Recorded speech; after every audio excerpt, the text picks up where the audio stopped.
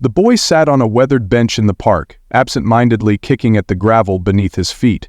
The sky was a masterpiece of warm oranges and pinks as the sun dipped below the horizon, yet his heart felt heavy.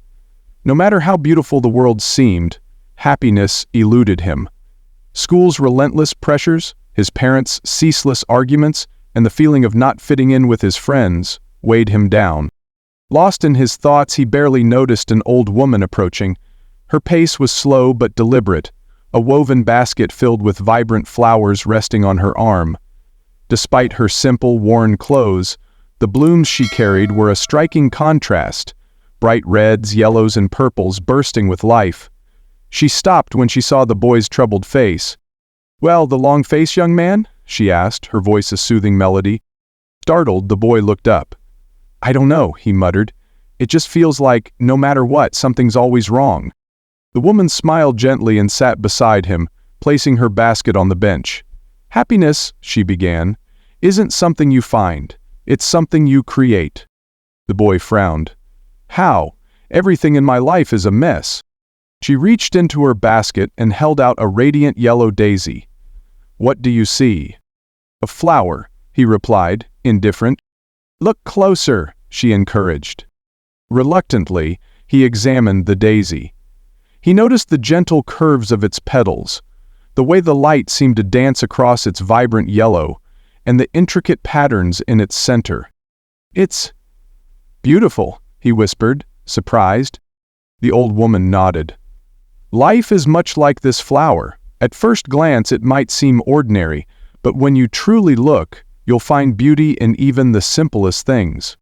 "But what about when everything goes wrong?" the boy asked. "How can I be happy then?"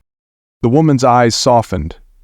"Let me tell you a story," she said, her voice tinged with memories. She recounted a life filled with trials, the loss of her husband, the struggle to raise her children alone, the days of uncertainty and hardship. Yet, in each challenge, she found moments of joy, a child's laughter, a kind gesture, a wildflower brought home by her youngest. "Happiness," she explained, "isn't about having a perfect life.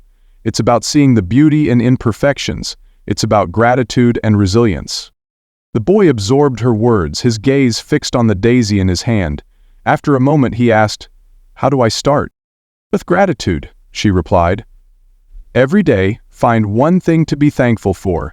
Embrace your feelings, but don't dwell on the sadness. And remember, joy often comes from the simplest acts."